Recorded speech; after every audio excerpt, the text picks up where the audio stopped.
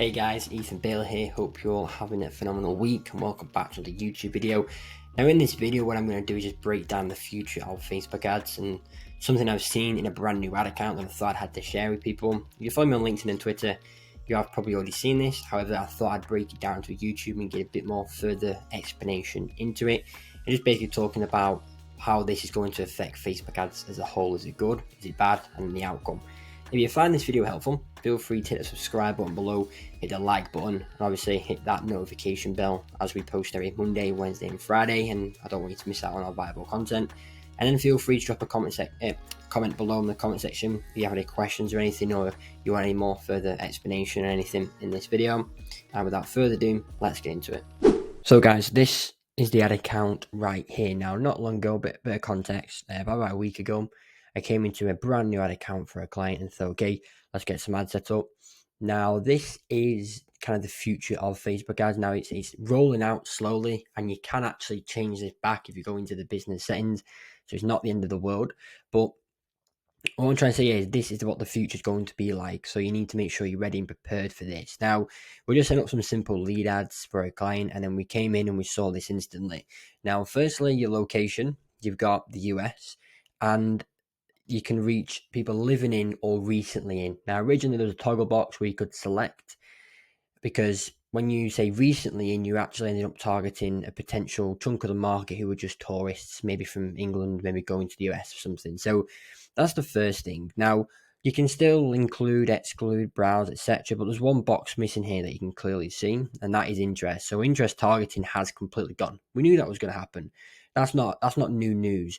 What is new news is that, firstly, there's no gender, so you can't target male or female, which was quite a shock at first. Now, I know why Facebook have done this. It's future planning to avoid lawsuits, because you got to think of it like this. In today's day and age, the gender topic is a very, very controversial area, and you've got male and female. However, people may identify as lots of, I'm not an expert in this area, so I don't know, but they may identify as other things, for example. So say that's a large chunk of people and you go and say you target men, but there's other genders that your product goes for. You're only going to be targeting a smaller audience because those people identify as not male and female. Your ads won't show up on them because they're not on Facebook male or female, which is obviously you're missing out on potential sales there. So they've completely removed gender, because at the end of the day, if they had to put in every single gender on the market, it would take a very, very long time. Now, I do know that if you create a Facebook account now, there's a long list there. I believe there's about 150, because I had to create a new account the other day. So imagine putting 150 toggle boxes in this section here. It'd be very, very confusing. Now, so there's no gender. And also, what is it? They've kept the custom audiences, which is good. But here now, you haven't even got an age range. It's minimum age. But it's not just any minimum age. You can only have a minimum age of 18 to 25. So, firstly, straight away, this is pretty mad, because say your product is 65 plus, you have, or 50 plus, or 30 plus, and you may be marketing mortgages, or you may be marketing people who buy a house, or maybe people who have health insurance, you're going to struggle here. So, these are all the things that obviously Facebook has implemented. However, I don't think any of these are a bad thing, because the only thing that's really going to, Facebook knows who wants to buy a product anyway, so nothing's really going to change. The only thing that's going to change is going to be less people on the platform, which means there's going to be less competition, which means there's going to be lower CACs, lower CPMs, lower cost per clicks, which then means, results for those who are good at ads will be able to get them. Now, another thing which is very, very interesting as well is that one thing that people need to focus on more now is ad messaging. Now, a lot of people would say, okay, what's the quickest way to do this, quickest way to do that? Let's do interest testing. Now, if you're running ads and your ads weren't working on broad and you do on an interest, 9 times out of 10 they would work, but only for a short period of time. Now, those interests are gone. So how do you then target your people? It's all about the identity and ad messaging in your ad. For example, say I'm running ads for skincare, women's skincare brand owners. I want them to book a call so I can talk to them about what services I offer. I would say, well, I'd be direct and I'd say female skincare brand owners. Or say I'm talking to people with acne, I'll maybe say something like, acne sucks.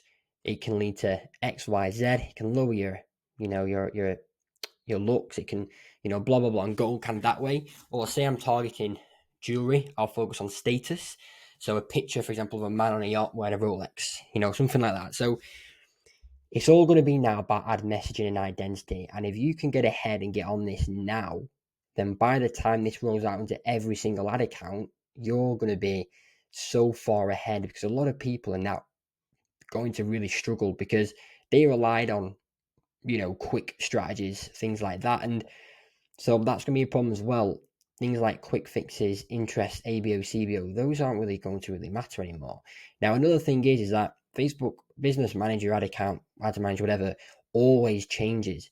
So people who potentially work as like a marketing specialist or a content manager, they'd be, in more efficient in things like organic posting. So I see a lot of brands do this where they'll come in and they'll get like a content manager or marketing manager to come in and run the ads, and they'll run the ads based off. Well, the thing is, this type of subject is not taught anywhere, so you got to kind of learn it yourself for experience. Now, so when these people come in, marketing managers, marketing specialists, and run their ads, 9 times out of 10, I've seen this for ad accounts from speaking to brand owners, is they don't do very well. And that's because they're using out-of-date strategies that are taught through YouTube and universities, etc. This type of stuff is, you can't really teach it. It's just you've got to have experience with it and implement it and kind of know your core marketing fundamentals. So basically, there's a book called Breakthrough Advertising. If you read through that, you can understand how to create great ad messaging and how to focus on identity.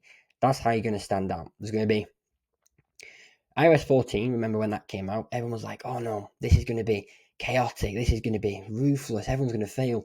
I mean, ads have been affected, but in reality, we haven't really seen much of a major difference. Maybe a little bit of a few tracking issues that can be sorted by Triple Whale, Trackify, Conversion API, Google Analytics, UTMs, but apart from that, everything's okay. So this is going to be another one of them phases. It's going to be lots of clickbait YouTube videos about OMG, Facebook ads are dying. When in reality, they're not. They're never going to go. The amount of money Facebook makes with the ad account and the ads is ridiculous. They're not going to get rid of it. So all they're trying to do is slowly push out the use of a media buyer, essentially, where the only things really needed is the marketer.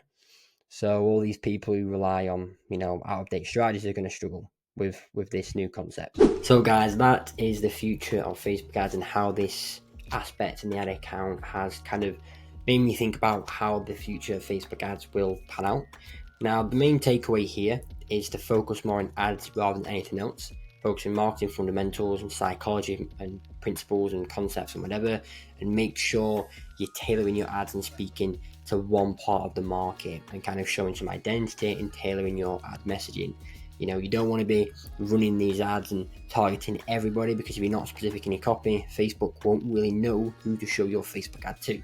If you, for example, you want someone to buy your product where someone's struggling with acne, you can then tailor that into your message, into your creative, and then Facebook will know straight away, okay, this is going to be targeting someone who's got acne problems. I'm going to show them that ad.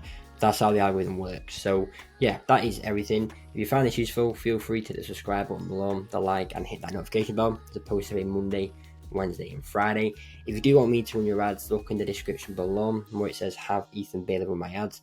Click the link there, schedule a quick 10-15 minute chat with me, and we'll see if you're a good fit for our neurological configuration framework. And that is everything. Hope you all have a phenomenal week, and I'll see you in the next video.